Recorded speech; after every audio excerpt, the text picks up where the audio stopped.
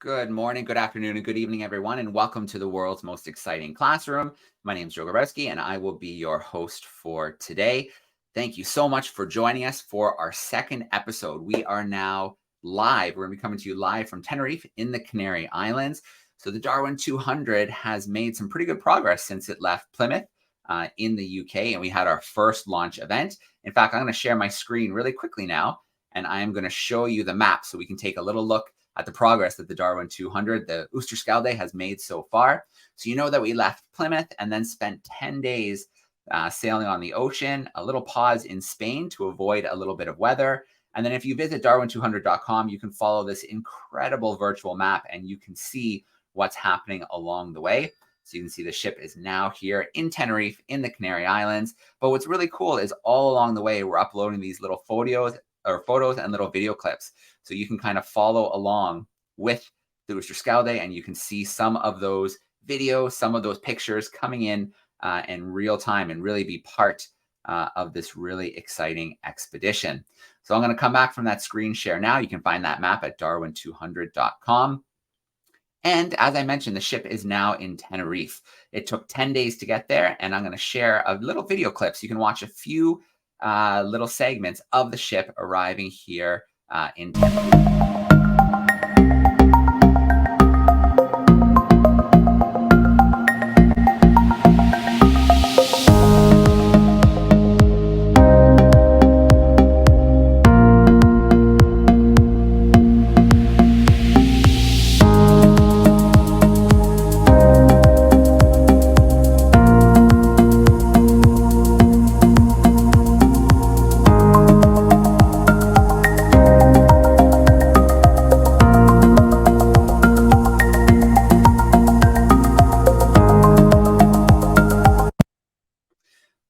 So the Oosterschelde is now moored in Tenerife. There is so much going on right now between the conservation projects. The first Darwin leaders are on board and working on their projects right now. And the perfect person to bring in to talk to us a little bit about that is Stu McPherson, the expedition leader. He's also going to share a story about Darwin's almost visit to Tenerife. So let's bring Stu in with us right now. Hey, Stu, how you doing today? Hello, it's lovely to speak to you, Joe. Thank you so much for having me. Oh, it's great to see you. Looks like a beautiful sunny day. It is. From the UK, and now you are here, and I know there's so much going on. There absolutely is. So we're in Santa Cruz Harbor here in Tenerife. The Darwin leaders and the ship have been here for about 5 days now, 4 or 5 days, and they've been doing some incredible work. I'll tell you about it in a second, but just quickly, I wanted to quickly relay the story of Darwin visiting this area. So the ship, as you may recall from last week, set sail from Plymouth in the south coast of England and was sailing down the Atlantic. And they really wanted to land at Tenerife to resupply and get some supplies here. Unfortunately, as the ship got closer, Darwin saw it emerge on the horizon. He was really seasick on the ship and didn't enjoy his time really on the ship at all. So when he saw the islands emerge on the horizon, you can imagine how excited he was and how desperately he wanted to get ashore. Sadly, though, as the ship got closer, the message was dispatched to the ship that no foreign ships were allowed to land. There was a cholera epidemic, an outbreak in Europe at the time, in mainland Europe and the British Isles. So sadly, Darwin's ship and the crew and all the other ships in the area at the same time weren't allowed to land. This broke Darwin's heart. You have to imagine that as a little boy, he'd seen drawings of tropical animals and plants like palm trees and orchids. And unlike today, where you could buy one for $5 or £5 or €5 at a grocery store down the road, this was not possible in Darwin's time. You've got to remember, he only knew the tropical wildlife from pictures. So he was so heartbroken he couldn't get ashore. And he actually wrote about it in later life, how he always regretted never coming to Tenerife. They had to pass the islands by and set sail for the next location, which is Cape Verde, which is where this ship is going in literally about 4 days' time. It leaves on Sunday. Very quickly, you're going to meet the Darwin leaders next week. We've got 5 Darwin leaders doing amazing projects here. One of them is one Darwin leader and their accompanying camera operator have been studying short fin pilot whales, and you're going to hear a little bit about that from a conservationist later. Another is studying the incredible dragon trees and thermophile forest around the island. Another one is studying the laurel forests. Another one is looking at the endemic birds. Another one is looking at the reptiles and the coastal habitats around the island. So those are coming up. We're going to do that next week. Each one is making 3 films. All right. Awesome, Stu. So we are going to connect with some conservationists in Tenerife. And I know we're going to connect with Jaime first. He was backstage while you were talking, but I just lost him. He just disappeared. So hopefully he will be able to come back and join us live. But in the meantime, why don't we just push forward? We'll talk to Natacha first. So why don't you introduce Natacha and we will learn a little bit about the amazing work she's doing. We'll see if Jaime can join us in a few minutes. Hello. Nice to be here in this beautiful boat. I am a researcher, a whale researcher, working in the Canary Islands, but have the luck to work also in the US with sperm whales, in New Zealand with Brudis whales. But in general, my specialty are deep diving whales. So this is a sperm, pilot, beaked whales, animals that spend most of their time underwater. All right, excellent. So we have a little video that we're going to play in just a moment, but maybe if you could briefly just tell us what a typical day of work might look for you when you're in the field, what that might look like. Well, it is exhausting and beautiful. So we go out at sea, depends where we are working. Sometimes, for example, if we do a survey of whales, we just go in a boat and we go out at sea for days, and we deploy a hydrophone behind the boat and find the whales and then go and take data from them. But some other times, like when we are tagging, which is the video that you are going to see, in those cases, we leave for the day, we find the whales from land, then because these whales are so difficult to see that we need a land team, and in El Hierro it's possible to do so in the Canarias because there are very high cliffs near the water. And then we approach the whales very slowly, nicely, and deploy, when they allow us, a tag in their back. And we also take data on photo ID to know who they are and how many there are here and many other data. Then we come back, pass the data, cook dinner, make a nice meeting in the night and ready for wake up early next day and do the same. All right, I can see how those are definitely busy days. Let's get into that video. Natacha, when you want me to turn the volume up a little bit, just let me know and we can let you narrate a little bit over the video as well. So let's get that video sharing. Here we go. This video is amazing, you'll see, because not too many people have seen these whales, beaked whales with a beak, a very long beak, in real life. They are like the fairies of the sea because they spend something like 92-95% of their time underwater. All right, well, let's get that video playing. Here we go. How? La D-tag es una marca que se pega con ventosas al This lomo is de a los D-tag. animales. It's the instrument that we deploy on the whale. You see the suction cups? This is the way they attach to the whale.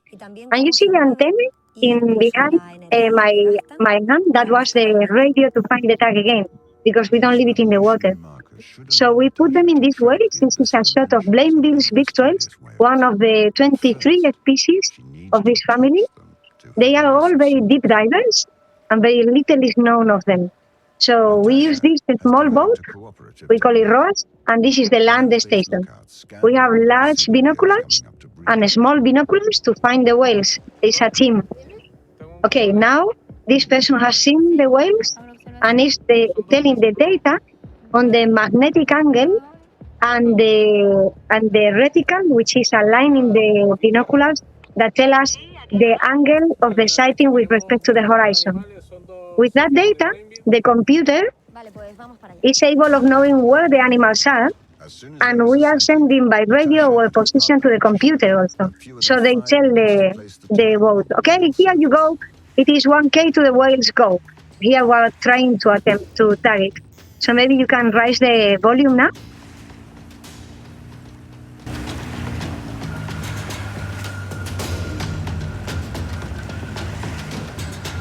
This was for a documentary on National Geographic, and that's why they put this adventure music. It's very difficult to touch these whales. Imagine, you only have 2 minutes at the surface. Wow, and here it was achieved. Success. A male has been tagged.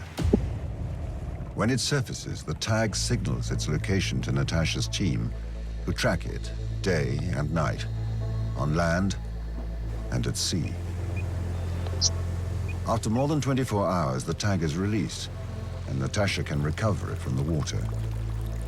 Thanks to the precious data gathered by the tag, Natacha can quickly reconstruct the Blainville's beaked whale's movements and sounds with incredible precision.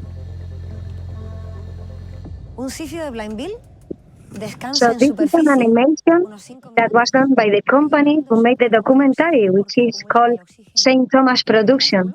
It's a French company, and they made this documentary for National Geographic, Arte. And look at this the beautiful coast of one of the islands of the Canaries called El Hierro, where these whales, big whales, approach the coast because look at the cliffs near the coast. Well, the depth of the water is same impressive. So, raise the volume now, Joe, please.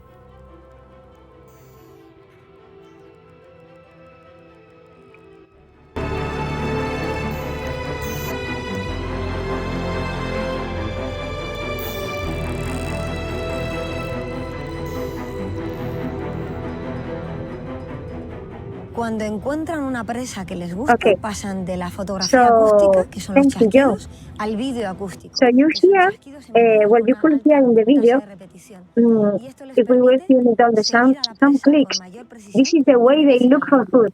This is an animation. This is not the real thing. Nobody has seen a big whale going deep like this. Imagine that they are diving at 1,000 meters. The maximum of a big whale is 3,000 meters, 3 kilometers underwater. So they are forging the incomplete darkness. When they are 1,000 meters deep, remember that the pressure increases and they have something like 100 kilos per square centimeter of their body. So the whale is foraging using these echoes, the echolocation using sound to find their prey, choose their prey, and then using a buzz to attempt to capture it. You can, and then when it goes up to the surface, then it does recovery dives. Recovery dives, you can maybe raise the volume again, Joe, or last. Taking several 20-minute naps to recover before their next deep dive to feed. Natacha will soon find out if they have set a new diving record. Okay, that was the video. Thank you, St. Thomas Productions. It was a beautiful image that they saw, this animation. And that was the life of a big whale. It's been underwater. Will you mind me to do a little game with our the people who are listening? Sure. What would you like to do? Invite them to be a big whale for a second, or any deep diving whale. All right. Okay, so we are at the surface. We have to dive down there to find food, and we only have one diving bottle, and that is our body. So we need to replenish our body with all the oxygen we can load. And that will be not only loaded in the blood and in the lungs, like in other terrestrial mammals, it will be loaded in the muscles. That's why the meat of the whales is so black, because it's full of myoglobin that stores the oxygen in the muscles. So they replenish the full body. You are replenishing. You are resting at the surface, breathing as much as you can and replenishing your body. Now you are ready to dive. So you do, straight down, close your eyes, because you are leaving the light up there. You are now looking down. You're leaving sounds, leaving light up there, and you are starting to feel colder and colder because the temperature of the water goes down in the Canaries from some 20 degrees at the surface to some 7 degrees at 1,000 meter depth. So you are going down to colder waters every time, the water density increases just a little bit, and you are feeling, and still you have to find prey down there. So now you click, so you are only seeing your prey with your ears when they come back with echoes. And that's how you go clicking, breathing. You are consuming the least possible to endure more in the dive and find more prey. And finally, when you find a prey you like, you meet a bus that is many clicks together. You go from the photo to the video in sound, and because the prey can react very quickly. And then you need to have many updates of the position of the prey. And that's it. Then you eat many times. If you are big, some 30 times per dive. And now you go up to the surface, little by little. You see the light up there. And then your lungs expand again. You break the surface. Welcome to the sun.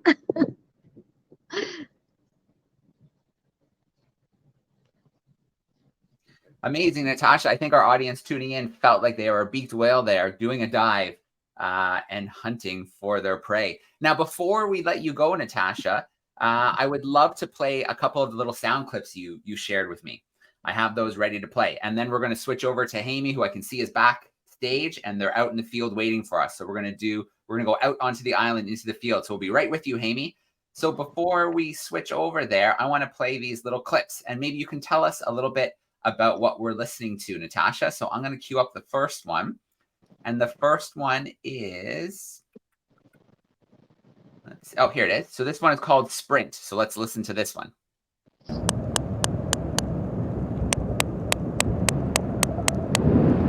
Collocation, please. The way is speaking up. It's a pilot one. There's a cheetah over the tree. We're talking about it in another slide. It's speaking up to catch a prey. One of the prey is the giant squid. So this is opposite to Victor. This is also a deep diver, but instead of relying on endurance long dives, this animal pilot will rely on speed. This is the bus, so they are attempting to catch the prey here. So these are like the cheetahs of the deep sea, and Victors are like the camels of the deep sea. And these are the collocation clicks recorded with that tag that we put on the back of the animals. All right. Very cool. An amazing tool to be able to follow along where the whales go, but also to be able to listen to their sounds as well. Well, Natacha, it was so great to get a chance to spend some time with you, to hear a little bit about the work you're doing. Now we're going to jump to another conservationist live in the field. So Natacha, thank you so much for being with us. Thank you. And remember that the deep oceans are there and they need to be preserved against deep sea mining and many other things. So if you anytime have a opportunity to sign against deep sea mining, do. It's important. Cheers. All right. Absolutely.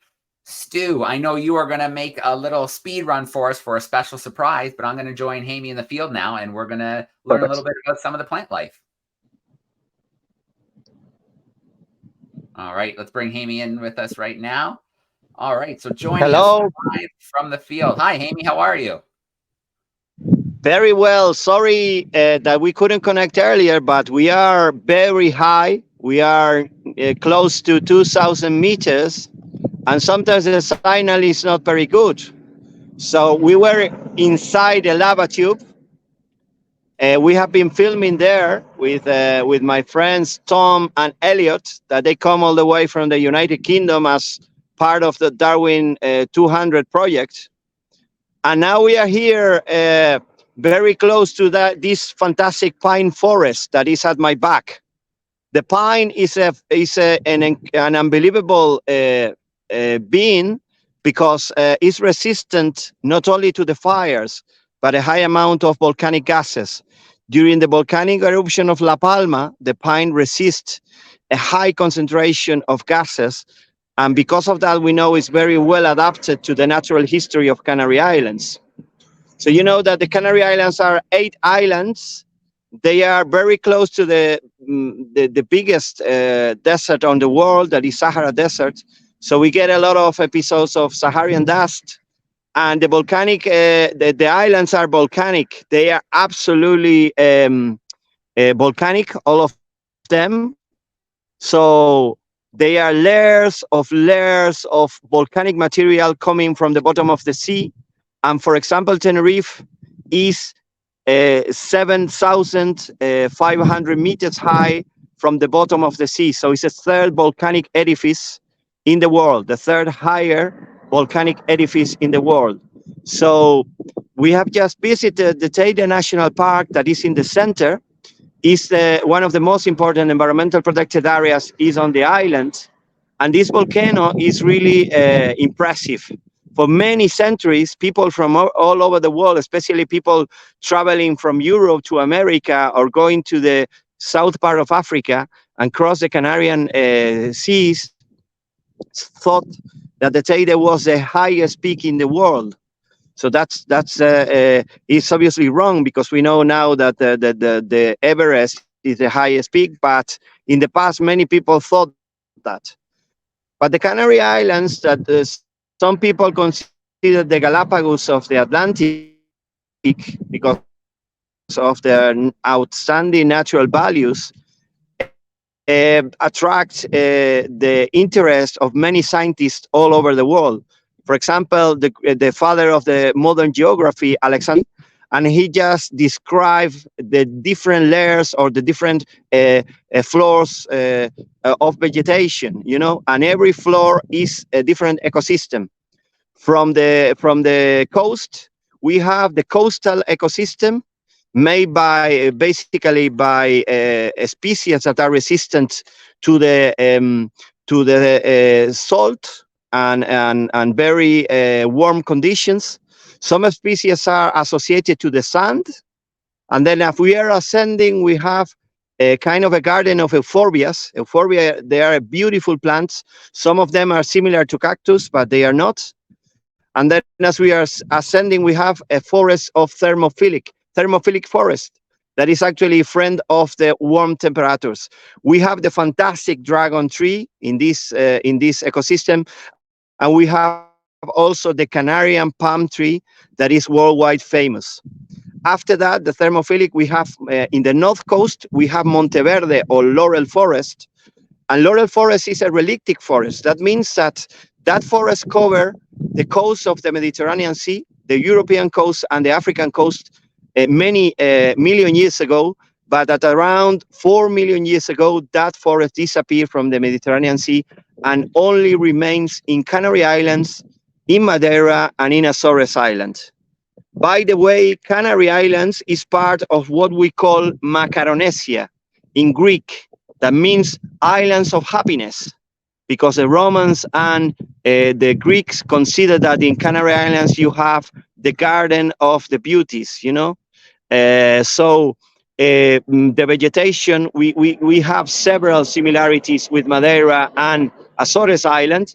And in this case, this laurel forest, we share it with Madeira and a little bit with Azores. Above the laurel forest, we have the pine forest you are watching at my back.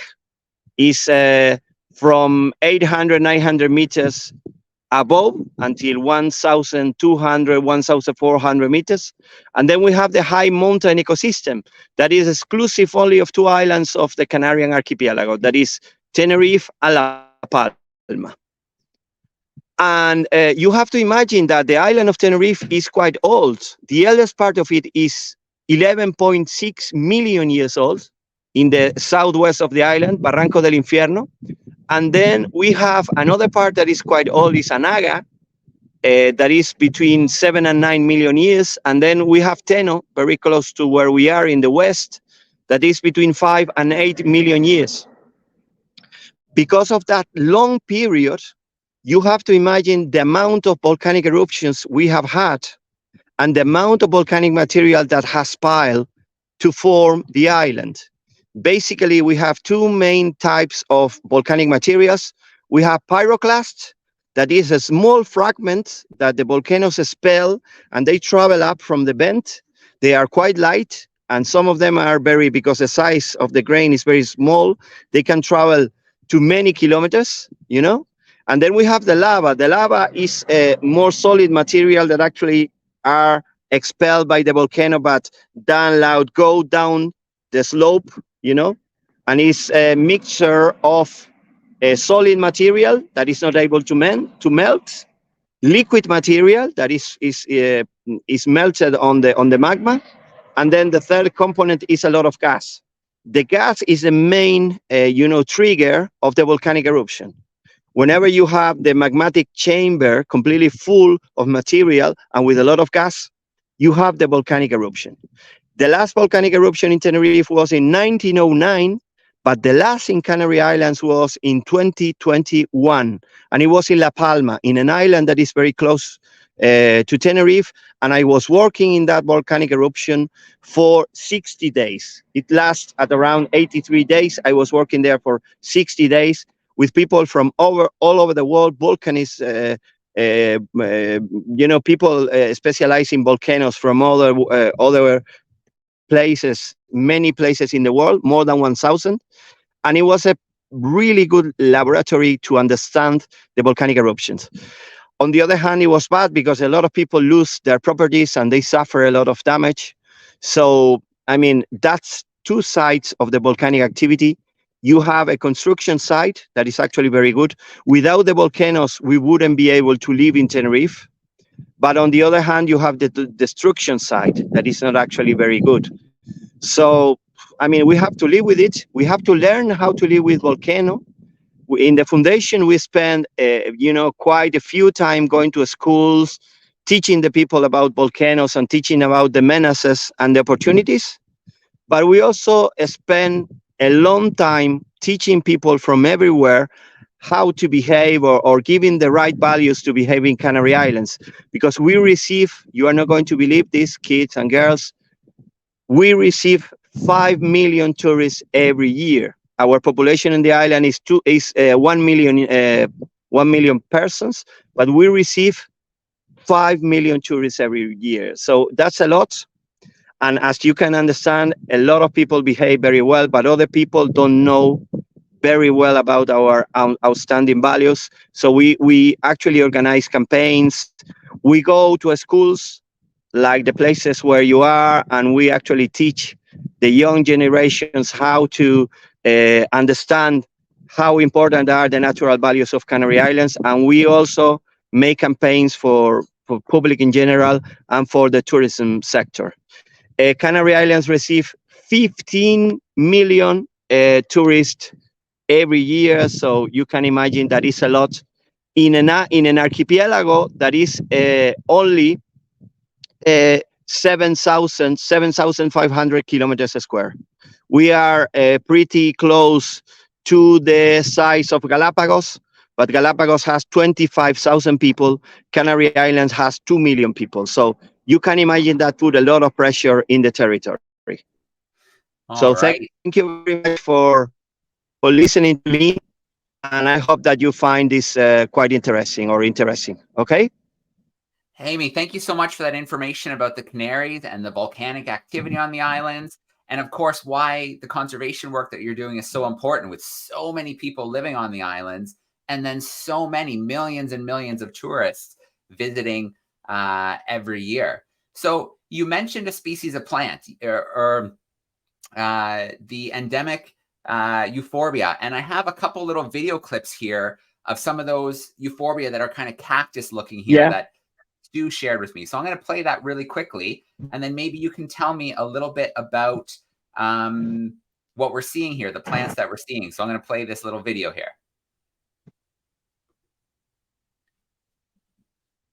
Okay, perfect.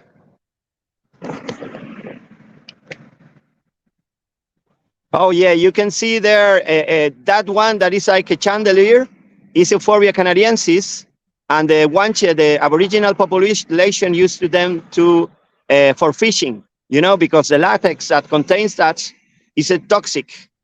You can see that it's similar to a cactus, but it's not a cactus, and has a lot of thorns on it, and it's an adaptation to avoid the herbivores, the goats and other animals to eat them. You can see also other types of plants like palos, Plocama pendula, that are actually, the root is very, very deep and can get the humidity from the soil, because as you can see, it's a very dry landscape. So you need that the plants should be adapted to that. So this is a fantastic garden of euphorbias in the southeast of Tenerife that is called Malpaís Wimar. It's a fantastic place. And those plants that we were just seeing, Jaime, are they endemic to the Canaries? Absolutely endemic. Yeah, the chandelier one is endemic of practically the seven of the 8 Canary Islands. All right, so found nowhere else in the world. That's pretty amazing. Jaime, thank you so much for taking some time to be with us today and share, you know, some of the work you're doing and give us a little kind of overview of the Canary Islands. They're a beautiful place, and I hope to be able to visit one day, and hopefully many of our students can as well. Well, you know that you have your home here, and really, I really appreciate the work you are doing worldwide. It's really impressive, and we are really, really happy with the visit of DARWIN200 project to Tenerife. So anytime you want to come, you are welcome, and thank you very much for your time, and over everything, thank you very much for being so passionate about your work. Thank you very much. All right, Jaime, thank you so much. We're going to tuck you backstage for now. And now we come to the point we're going to play a little Kahoot action together. So hopefully you were paying attention during Natacha's little talk about the conservation work she's doing with the beaked whales. And then, of course, we had Jaime talking about the canaries and some of the plant species. So I am going to share my screen here, and we're going to get this Kahoot quiz started live. Now, I know this might be new to some classrooms. It might be new to some people who are tuning in. So I'm going to tell you a little bit about how the Kahoot quizzes work and what it takes to join in and get in on the action. So really easy to join us. You have to visit kahoot.it. You can see that little address up at the top, kahoot.it, and then it's going to ask you for a PIN number. 985443 is our game PIN for today. If you are joining at your desk and you have your own technology, maybe an iPad, maybe a Chromebook, you can join individually, or your teacher could pop this up at the front of the room and you could yell out your answers to him or her. If you are joining at home or you're using a mobile device or a tablet, you could even scan that QR code and it'll bring you right into the Kahoot. So there are 5 questions today, 20 seconds to answer each question. There's some multiple choice. There is some true and false. And then the quicker you get that answer in, the more points you're going to get. So you get points if the answer is right. You get even more points if you get the answer in really quickly. But if you get the answer wrong, there is no points for you. So you can see we have our auto-generated animal names. We've got the great ibex. We've got the aquatic bee. We've got the purple snail, the fast lizard. And we still have a few more students joining us. You can join individually. You can join as a whole class, whatever works for you. And then really important, at the end of this, if you are the top spot on the podium, we're going to have an Amazon gift card for you. And you can send an email here to ebtsoyp@gmail.com. And then we will make sure we get that gift card transferred to your classroom. So there's the email. You can find it in the recording again, of course, but we have it there at the bottom of the screen. I think we're ready to start today's Kahoot. So I'm going to switch back to the game screen. And remember, you have 20 seconds to answer each question. The faster you can put that right answer in, the more points you're going to get. So here we go. 3, 2, 1. And we have a multiple choice. How many islands in the Canaries? Was it 3? Was it 5? Was it 8? Or was it 10? So how many islands? 3, 5, 8, or 10? A couple more seconds to get that answer in.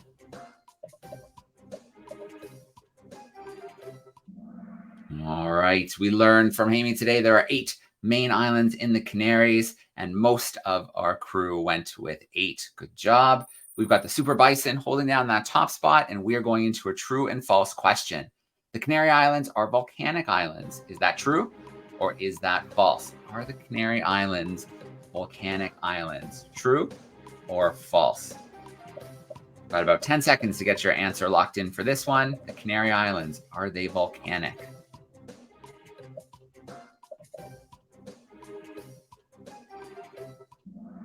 All right, that is absolutely true. We were learning so much of those islands have been shaped from eruptions over periods of time, and it's something that people living in the Canaries have to be aware of. And are able to kind of cope with and live with in their everyday lives. All right. Super Bison's holding down that top spot. Let's go to our next question. This is another multiple choice. How many species of beaked whale are there? Was it 10? Was it 15? Was it 23? Or was it 31? So we have to think back to when we were talking to Natacha.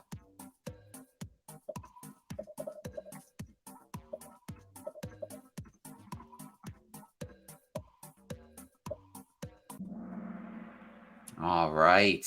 Okay. So we had a good mixture of answers there, but the answer is in fact 23. We learned today there are 23 species of those beaked whales. Let's see if that shook up our leaderboard. It did. The aquatic bee has jumped into first place. Let us go to a true and false question. Beaked whales are easy to tag. Is that true or is that false? Are those beaked whales easy to tag? True or false? We saw those tags. We saw those suction cups. We saw that they use that pole to try and get it onto the side or the back of the beaked whale. Are those easy? Is it easy to do? All right, so Natacha said that's absolutely false. First, it's hard to find them. And then to get that tag, to get the boat close enough, get in that right spot and get the tag on the whale is not an easy thing to do. So the aquatic bee holding down that top spot. We have one more question to wrap up our Kahoot for today. When does the tag release from the whale? So the tag releases automatically after, is it 6 hours? Is it 15 hours? Is it 20 hours? Or is it a full day, 24 hours, when that tag is released from the whale? We know we get great information like recordings, and it can tell how deep that the whales have been going. But when is it released? Awesome work, crew. 24 hours is the right answer. Let's take a look at our podium and let's see where things stand. Third place, we have the aquatic bee. In second place, we have the super bison. So we have a new leader here, taking it at the very end. In first place, we have the yellow yak. All right, very cool. Thank you so much for playing along with us. And again, a huge shout out to Natacha and Jaime for the amazing connections from the field today and learning about the awesome conservation work that they are doing. So if you were our winner today, do email us at ebtsoyp@gmail.com and we will get your answer in we will get that prize heading your way. So there we go. Thank you so much. Now we're going to move on to another segment here where we last week we did our first experiment, and that experiment was focused on looking at how shells dissolve in the water. This was an amazing experiment that we did. And those results, you still have one more week to upload those results. So if you visit the DARWIN200 website, you can always find the recording of the instructions for each experiment. You can find an instruction PDF that explains how to do it. And then you have 2 weeks to upload your prizes for a chance at 3 50-pound gift cards for Amazon. So ocean acidification was our theme last week, and you still have one more week to upload your results and the answers to those questions. This week's experiment was going to deal with natural selection. So Stewart made an amazing video for us to kind of demonstrate how natural selection works. So let's take a little look at that video now. And then Stewart has a little surprise for us. So we're going to go visit Stewart shortly and see what that surprise is.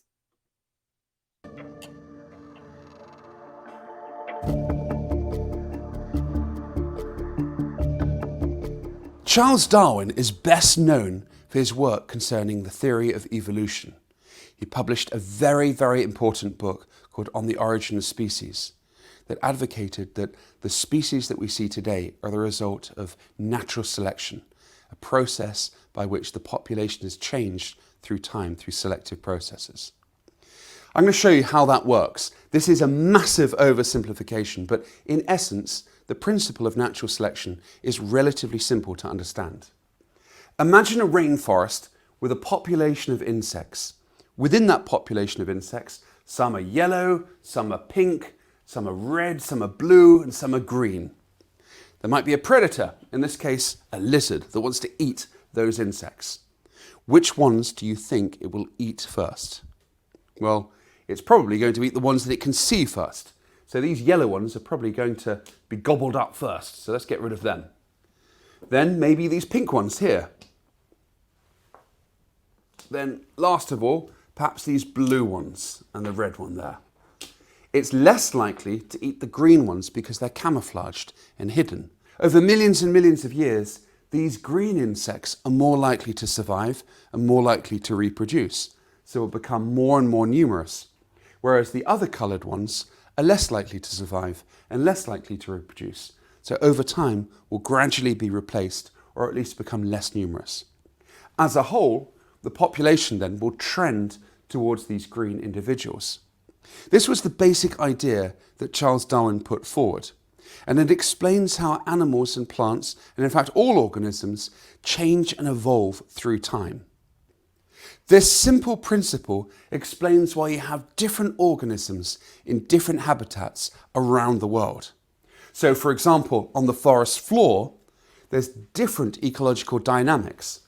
In this case, the green insects are less likely to survive because in this particular habitat, their green coloration makes them stand out.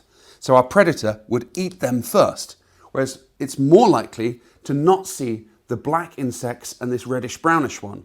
So they're more likely to survive. So that's why you have differences between the green forest and the brown leaf litter on the forest floor in different groups of animals and plants living in those different habitats. This simple idea explains why you have very different groups of organisms in different ecosystems in different parts of the world. Take, for example, deserts. In deserts, it's not just the coloration of organisms that determine whether or not they survive. Deserts, by their very nature, are defined by their aridity, their dryness. In some deserts, only a few millimeters of rain fall each year. So the animals and plants that survive in deserts have had to evolve very specialized ways of surviving in these extremely dry conditions. Many of the plants have succulent stems that can store water. One of the most highly adapted are these quiver trees from Namibia. They have white bark that reflects the intense heat of the sun. Their big swollen stems can store a lot of water when the rains do come, and that can carry them through the dry periods. And their small succulent foliage loses very little water in the dry desert air. The animals are similarly adapted. For example, these dune beetles can actually collect water droplets from mist that rolls in over the desert on some nights each year. So this simple and elegant solution explains why we have such an incredible profusion and diversity of life on planet Earth. During his visit to the Galapagos Islands, Charles Darwin noticed that many of the different finch species had very different shaped beaks.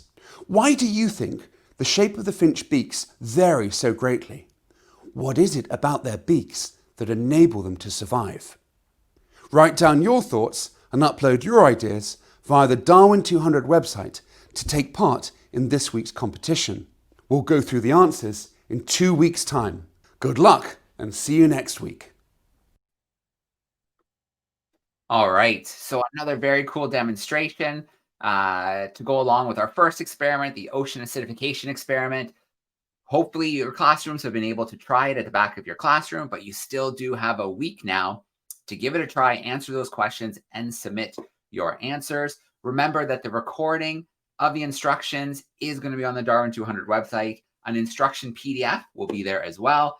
And then you have 2 weeks to upload your results. So for the first experiment, the ocean acidification one, it is 1 more week to get your results in. And now you have 2 weeks to get your results for this natural selection activity. And just a reminder, it is darwin200.com. Visit that website and you can find those recordings. We're also going to get them up on the DARWIN200 YouTube channel as well. So you can find the recordings in 2 spaces if you want to visit the YouTube page. Now, I did mention we have Stu joining us. I could see Stu backstage in a car doing some running. He's made it to another area in Tenerife. So let's bring Stu in with us right now. Hey, Stu, how are you? Hello, hi. Since we last spoke, I ran off the ship, legged it through the city, and I'm now by a very, very special tree. as Jaime kindly mentioned in his talk, there's some amazing, unique endemic plants. Endemic means that they occur nowhere else in the world.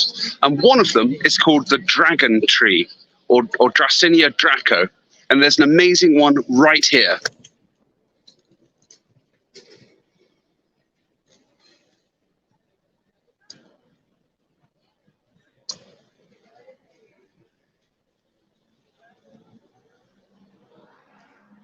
It's called a dragon tree because its sap is bright red, like blood. It was actually different species, and there's at least 3 species, and they were from different islands close to Tenerife, for example, Cape Verde and also Socotra on the other side of Africa. And they're actually traded all across the Mediterranean, used in alchemy and many other purposes. But they're weird branches that are so highly divided, are just so unusual from most other trees that occur in this region. They really are pretty spectacular. If you look here, they often are described like flying saucers because they have a consistent canopy right up at the top there. Oops, sorry, let me get my phone right up there. You see that canopy? And this is one of the tree species that live in this very special ecosystem here on the Canary Islands called thermophile forest. So we're really lucky to see this beautiful tree today. So yeah, it's called a dragon tree because of that blood red sap. So it's a pretty cool tree. All right, Stu, that is so cool. Thank you so much for getting to that tree because, seeing these amazing species and getting to experience the talks from the conservationists, you're just in the pine forest at higher elevation. That's what the world's most exciting classroom is all about, is bringing this into classrooms and giving students a chance to see some of these amazing things that we get to see on the Darwin 200. Absolutely. And next week, you can see some of the Darwin Leader projects. We're going to try and bring some in as well to interview them. And you can speak to them and ask them questions and see some of the films, the photo essays, and the reports they've written. So next week, we've got a really exciting program as well. All right. So we're going to take a little time to do a quick Q&A action. So if you're tuning in live via YouTube, use that chat sidebar and send us in some questions. We have a special treat. We have Mrs. Skaggs' class backstage with us today. They're in San Antonio, Texas. Some 3rd graders. We're going to give them a chance to ask a couple questions. Stu, how does that sound? Of course, with pleasure. All right. Hey, Texas, how are we doing today? All right. We'll have you with us today. Now we're going to take a couple questions. If you guys have a couple questions about the Darwin 200, about the ship, about the whales, anything you want, you can ask a couple questions. Okay, who has a question? Athena? Go over here in the camera. Yeah, come up nice and close and nice and loud for us. Right here. Why does that whale look kind of like a dolphin? That's a really, really good question. It's a deep diving whale. It's like a beach whale. It's a very specialized body that allows it to deep dive really, really, really deep. You might be more familiar with the baleen whales. These are the really big whales that filter feed. Or the beach whales have teeth. They look a little bit like dolphins because they have to swim really, really deep to go and find their prey, which can be fish or, as Natacha mentioned earlier, big squid. And here in the Canary Islands, it's an area known for its giant squid. So the pilot whales and other species of toothed whales here swim to really deep depths, as much as 800, 900 meters. So in feet, something like 2,500 feet. They can go down in 10, 15 minutes to that depth and hunt their food. So that's one of the reasons why they look a bit like dolphins.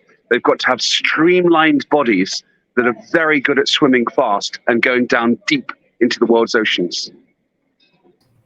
All right, that was a great question. What's a good question? Is there going to be another Kahoot?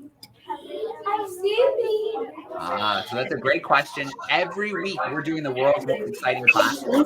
Every week we're going to have another Kahoot event.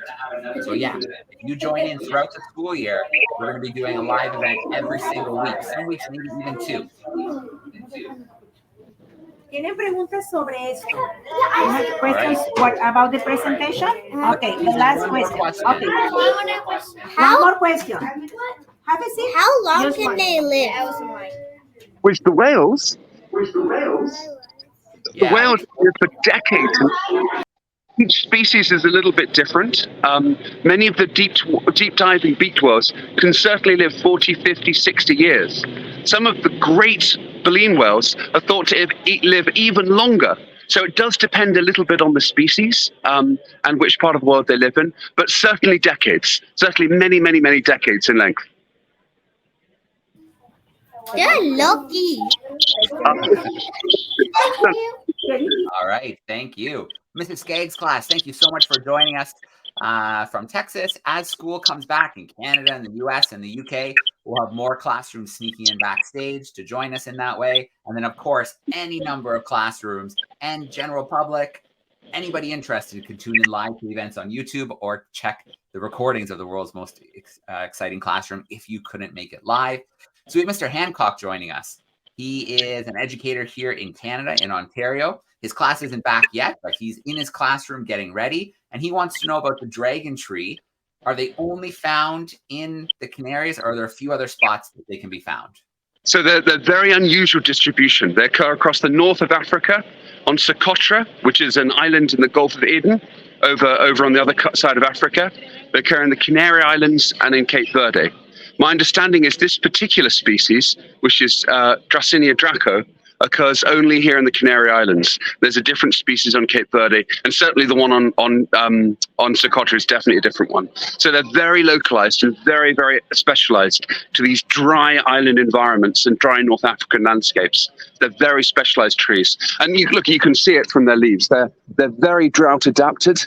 The reason why they form this canopy is so that the foliage is collectively sheltered and protected to some extent. They have tough, leathery leaves that are resistant to the sun, very thick, waxy cuticles on the leaves, and a very small amount of foliage per tree. I mean, look, there's not many really leaves up there at all, just on the very edges of those stems. And all of those elements are factors to enable it to survive in a very, very dry environment. So they're highly drought adapted. All right. And so one more question here I'm going to grab from the chat, Stu, and then we're going to do our curiosity of the week.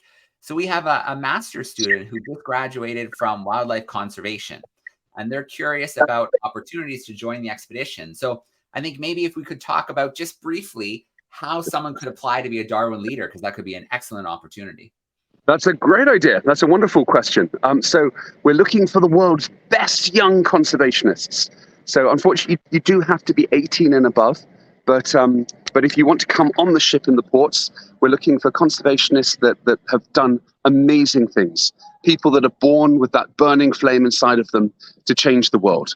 We're selecting 200 of these incredible young people and bringing them to the ports that Charles Darwin visited to learn new skills and have new experiences working in the field with some of the most incredible conservationists on Earth. And the idea is they'll take those skills back and use them for the rest of their careers, the next 50 years, to help change the world. So those are the Darwin leaders. We're also looking for researchers, and Joe is in charge of selecting the researchers, so I don't want to step too much on his toes, but if you're interested in doing research on the ships, there's that opportunity as well. And of course, you can sail on the ship. It's open to the public to sail as well, but on the voyage legs between the ports. And then, of course, last but not least, every week for 100 weeks, we've got the world's most exciting classroom event. So even if you can't join in person at the ship, you can join digitally every week for the next, well, we've done 2. This is our second event. So for the next 98 weeks coming up. So quite a lot to in store. All right. Excellent. Well, Stu, just before I play the curiosity of the week videos, one more question came in that I thought was worth sneaking in. So Bill wants to know, the sap appears red from the dragon tree. Do you know offhand what chemical or what's present to make it that color? I'm afraid I actually don't know. I do know it was originally used in roselyn, the resin that was used for violin strings. It was highly, highly prized. There are stories of it going right the way back into medieval times, being traded across the Mediterranean. It was sold and said to be dragon's blood, which is hence the name of the tree. I mean, obviously that's not true, but nevertheless, yeah, it was at some points worth its weight in gold. I think it is a little bit wrapped up in legend and myth and so forth. But to answer the question, I'm afraid I don't actually know the chemical that's in the resin. It really is bright red, though. And if you look, well, it'll be a bit hard for you to see. But even if you look on the dead leaves, at the base of the dead leaves, they're red. And I'll do my very best. Look up at the bottom, like the bottom of the leaves. You can see they're bright reddish orange. Yep. That's the traces of the sap. It's probably a bit tricky for you to see, but if I go under the tree. Yeah, we can see it, Stu, especially on the one that you were just showing. It was really bright orange. Yeah. Yeah. So yeah, so you can imagine when you cut the tree, obviously you shouldn't cut the trees down, but if you were to, and obviously that has happened in the past, the tree then bleeds this bright red, bizarre sap. So it's really, really extraordinary. It's a very unusual tree. Okay, very cool. Well, we're going to play our Curiosity of the Week video before we sign off for today. Now, if you were tuning in last week, you'll remember we saw these beautiful rings of shells. So let's first find out what those were. So let me share my, oops, that's the wrong option here. Let me share my screen here and let's find out what the answer to last week was. Week, we asked you what these objects here are. It would be easy to guess that they were necklaces or some kind of jewelry, but they're not. The answer is shell money. They come from Papua New Guinea, specifically an island called New Britain off the coast of Papua New Guinea. And still to this very day, these amazing bands of shells are still used as currency, particularly in local markets for trading and bartering. So if you guessed shell money, you were right. All right. And of course, we can't end off without a new Curiosity of the Week. So let me play our next video here, and then I'll tell you how you can send in your answers as well. Next curiosity is this little creature here. This animal has an amazing story to tell, which we'll explore in next week's session. But your task is to work out what type of creature this is, or what group of animals it belongs to. Send in your answers to info@darwin200.com. Thank you for joining and see you next week. All right, so there we go. We've got our new Curiosity of the Week. That email there is again at the bottom of the screen for you, classroom@darwin200.com. So send in your answers with what you think the Curiosity of the Week is. And that shell money was so cool. I'm going to bring Stu in one more time.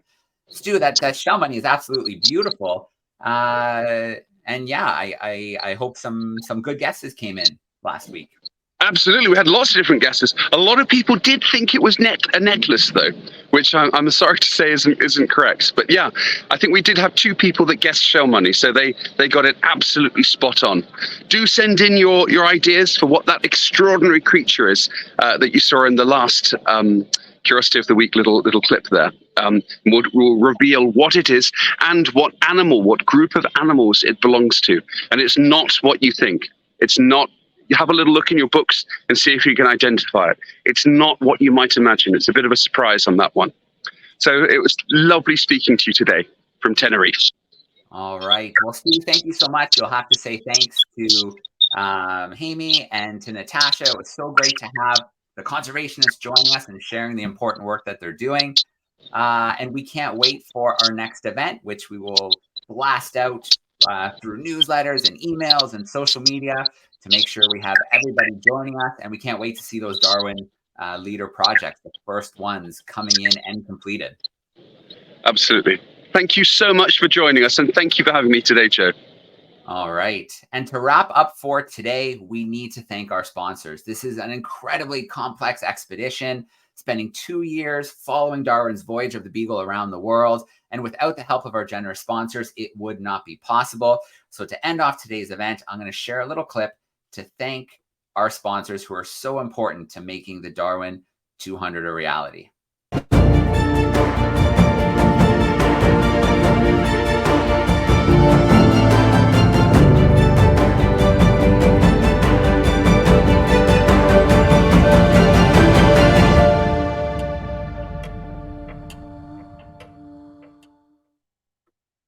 All right. Well, thank you so much to our sponsors. Thank you so much to the classrooms and the public who joined us today. Thank you to our conservationists. And we will see you next week for the 3rd episode of the world's most exciting classroom. We are going to sign out for today. Have a great rest of the week, everyone.